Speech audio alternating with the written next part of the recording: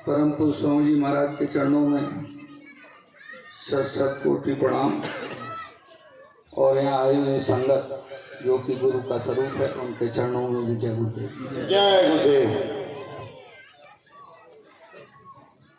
आप सब लोग जो बाहर से ग्वालियर की धरती पर आए हुए हैं, आप सबका बहुत बहुत नमन। गुरु महाराज कहते थे कि आपस में दर्शन स्पर्शन करने से बहुत बड़ी दया मिलती है, तो आप सबके दर्शन करने का सौभाग्य प्राप्त हुआ, इसीलिए यहाँ उपस्थित हो गए और दर्शन करने की लालसा थी, तो आप सब लोगों के दर्शन का सौभाग्य मिला। बाकी तो सब गुरु महाराज ने आप और हमको सबको ऐसी दौलत दी हुई है, और सन 1952 से 2012 तक प्रत्यक्ष में सत्संग सुनाया है कि वही हमारे लिए बहुत पर्याप्त है। अगर हम नित्य उनके सत्संग वचनों को सुने तो हमें और कुछ भी करने की जरूरत नहीं है।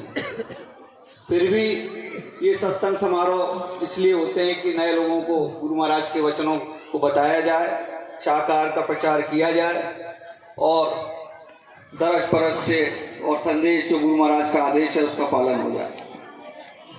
तो यहाँ दर्शन करने के लिए हम लोग उपस्थित हुए हैं। ग्वालियर संगत पर गुरु महाराज की बहुत बड़ी दया हमेशा से रही है, और गुरु महाराज ने यहाँ सन 1972-73 से सत्संग देने का कार्य चालू किया और बराबर यहाँ पर लाखों लोगों को नामदान दिया।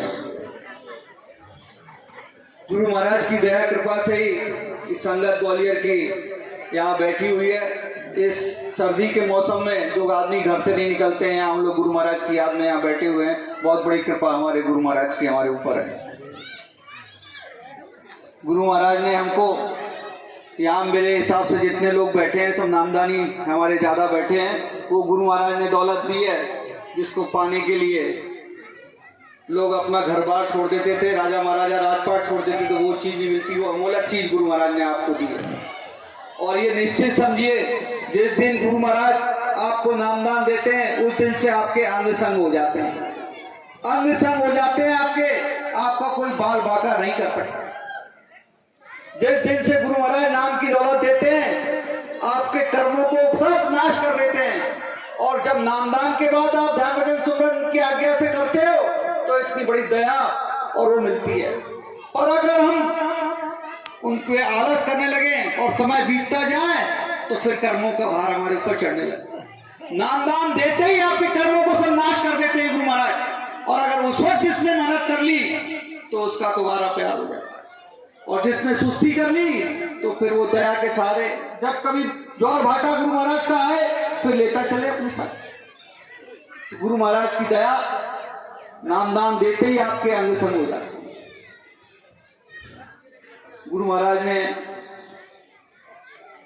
2007 में मथुरा से चल करके एक गाड़ी से आए और हाईवे पर जहाँ पे अभी इस वक्त आश्रम बना हुआ है चल करके आए, जमीन देखी और बोले ग्वालियर संगत के लिए मैं ये स्थान देता हूँ। उस वक्त ग्वालियर संगत के पास 1000 रुपए भी नहीं थे कि वो जमीन खरीद सकती थी। गुरु महाराज ने 15 लाख रुपए अपनी तरफ से दिए और वहां जमीन खरीद करके दी और आश्रम बनवाया। पूरे देश में ऐसी कोई आश्रम बनवाया हो, मथुरा के बाद ऐसा आश्रम आपको ये देखने को मिलेगा। आप सब लोग यहाँ तक आए हो जो बाहर के लोग हैं, मेरा निवेदन है कि सब लोग उस आश्रम पे दर्शन करें, क्योंकि गुरु महाराज अपने सत्संग में कहते थे कि शिव पार्वती आकाश मार्ग से जा रहे थे और शिव जी एकदम नीचे उतर के आए और एक स्थान पे मत्था टेका। तो पार्वती ने पूछा, यहाँ तो कोई ना मंदिर न मस्जिद, आप कैसे मत्था टेक रहे? बोले 5000 साल पहले यहाँ संतों के चरण पड़े थे और ये स्थान बहुत पवित्र है। तो वहां तो गुरु महाराज के बहुत चरण पड़े। गुरु महाराज 2007 में आए, 2008 में उस आश्रम का शतपूर्णार्थ उद्घाटन किया। फिर ग्वालियर में जब भी सत्संग करने आते थे तो वहां जरूर आते थे। तो वो स्थान पवित्र है। आप लोग यहाँ तक आए तो मेरा निवेदन है कि जरूर उस स्थान पर भी आए। शरद पूर्णिमा पे 2008 में गुरु महाराज ने वहाँ नामदान दिया, खीर बनवाई और जो है नामदान दे के सबको वहाँ पे खीर बंटवाई। तो बहुत बड़ी दया गुरु महाराज की ग्वालियर संगत पे उस स्थान पर है। गुरु महाराज देखे गए तो उस स्थान की जिम्मेदारी के लिए छोटा सा सेवादार हम लोगों को बनाया। मिश्रा जी वहाँ बराबर रहते हैं, पुराने सत्संगी हैं ग्वालियर के, और जगदीश भाई साहब हैं, और भी जिम्मेदार लोग वहाँ बराबर रहते हैं और आए गए की सेवा करते हैं। वो ऐसा स्थान है कि लोग मथुरा जाते हैं, उज्जैन जाते हैं, कहीं भी हमारे प्रेमी जाते हैं वहाँ रुकते जरूर हैं, नहाते धोते हैं, खाना खाते हैं। वो स्थान गुरु महाराज तो हम लोगों को सेवा के लिए बहुत, हम लोग अपने आप को सौभाग्यशाली समझते हैं कि ऐसे स्थान पर गुरु महाराज ने आश्रम दिया है कि आते जाते लोगों की हम लोग को सेवा का अवसर मिला है। तो जो लोगों को समय मिले वो जरूर जो है उस स्थान पर आए और सेवा का अवसर दें। गुरु महाराज का दिया हुआ स्थान है। बाकी गुरु महाराज ने दौलत दे दी है आपको, मैं आपसे क्या औकात क्या है आपको लगा, जो है गुरु महाराज ने जो नामदान दिया है, जिसको पा करके मीरा ने कहा था, पायो जी मैंने नाम रतन धन पायो, वस्तु अमोलक दी मेरे सदगुरु और कृपा कर अपनाया। तो गुरु महाराज ने कृपा करके अपनाया हमको अपने चरणों। हम लोग किसी लायक थोड़ी थे, गंदी नाली के कीड़े के समान, उन्होंने हमको अपने चरणों में अपनाया।